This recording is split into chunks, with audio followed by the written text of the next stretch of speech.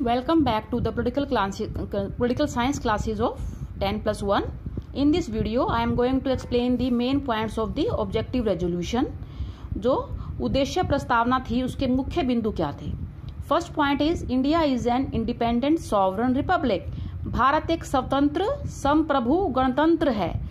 Sovereign means it will not tolerate any external interference in its affairs, whether internal or external.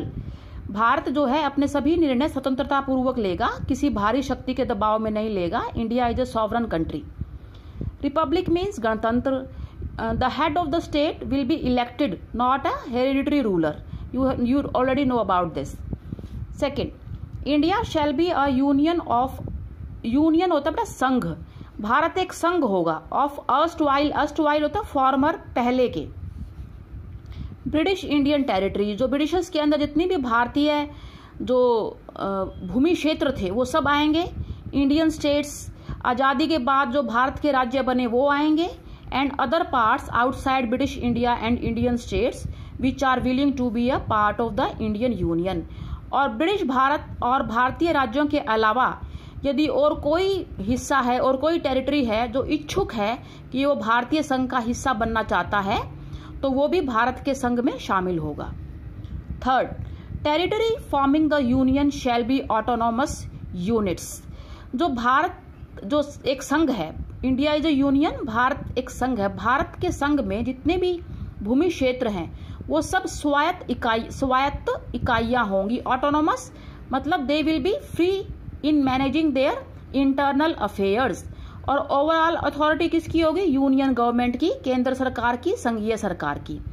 But units को भी अपनी internal affairs में कुछ freedom दी जाएगी. उस फ्रीडम को बोलते हैं autonomy. They will be autonomous and they will exercise all powers and functions of the government and administration. और वो सभी सरकारी और प्रशासन के उन शक्तियों का और उन कार्यों का संपादन करेंगे, उनको पूरा करेंगे. एक्सेप्ट दोज असाइंड टू और वेस्टेड इन द यूनियन. केवल उनको छोड़कर जो कि संघीय सरकार के हिस्से में आती हैं. संघीय सरकार की पावर्स और फंक्शंस अलग हैं. उसके अलावा जितनी भी पावर और फंक्शंस यूनिट्स को दी गई हैं उन सबको पूरा करेंगे. All powers and authority of sovereign and independent India and its constitution shall flow from the people. Shall flow from the people means people are the source. लोग स्रोत हैं. किसका बेटा? जो संप्रभु और स्वतंत्र भारत है और उसका संविधान है, उसकी जितनी भी शक्तियां और जो सत्ता है उसका स्रोत it will flow from the people. उसका स्रोत जो भारत के लोग हैं. Fifth point, all people of India shall B guaranteed and secured social, economic and political justice. Bharat के सभी लोगों को सामाजिक, आर्थिक और राजनीतिक न्याय जो है उसको सुनिश्चित किया जाएगा, दिया जाएगा. सोशल जस्टिस, कोई डिस्क्रिमिनेशन नहीं होगा जेंडर के आधार पर, कास्ट के आधार पर, रेस के आधार पर. इकोनॉमिक जस्टिस, क्लास के आधार पर, इनकम के आधार पर कोई डिस्क्रिमिनेशन, भेदभाव नहीं होगा. पॉलिटिकल जस्टिस, सभी को राइट टू वोट होगा, चाहे कोई भी किसी भी कास्ट का है, कितनी भी उसकी इनकम है, किसी भी क्षेत्र से आता है, रीजन से आता है, कोई भी उसका जेंडर है, तो सभी को राइट टू वोट होगा. And right to contest for the public offices, और जो सार्वजनिक पद हैं उनके लिए चुने जाने का अधिकार होगा. तो इन तीनों फील्ड्स में the people of India they will not face any discrimination on the basis of caste, class, race, gender, region और place of birth. There will be equality of status and opportunities. प्रतिष्ठा, status mean प्रतिष्ठा, और जो अवसर हैं वो उनमें बराबरी होगी. सबको प्रतिष्ठा और अवसर की बराबरी दी जाएगी. एंड इक्वलिटी बिफोर लॉ, और कानून के समक्ष सभी बराबर होंगे. चाहे इंडिया का प्रेसिडेंट है, चाहे कोई डोमेस्टिक वर्कर है, घर में काम करने वाला, law will be equally applicable to all of them.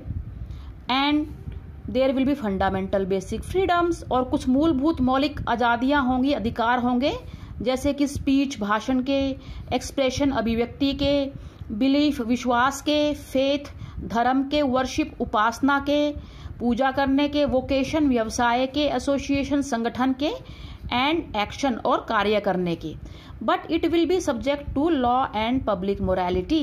परंतु इन सब को एक सीमा के भीतर ही जो है दिया जाएगा, सबको प्रैक्टिस करने होंगे कि क्या कंडीशन है कि ये कानून को और सार्वजनिक जो मोरालिटी है, मोरालिटी को बोलते हैं बेटा नैतिक मूल्य, जो सार्वजनिक जो नैतिक मूल्य हैं उनको ना तोड़ें, लॉ को, ये सब लॉ को अबाइड करें।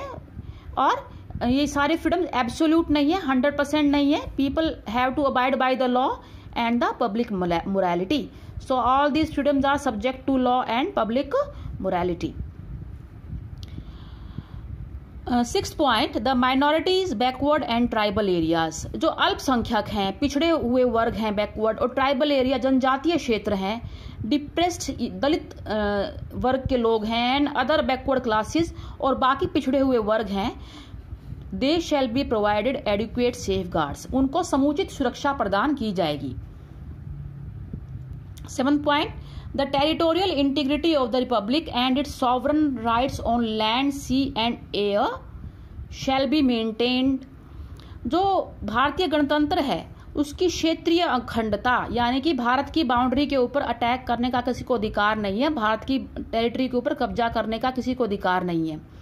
तो इसको मेंटेन करने के लिए जो, और इसके सॉवरन राइट्स, जो भूमि पर जो इसके जो अधिकार बनते हैं भारत के अपनी भूमि पर, अपने जल पर और अपनी जो वायु क्षेत्र पर, टेरिटरी में जो लैंड भी आता है बेटा, थल, जल और वायु, ये सारी टेरिटरी के ऊपर इसकी इंटीग्रिटी को मेंटेन करके रखा जाएगा according to the justice and law of civilised Nations.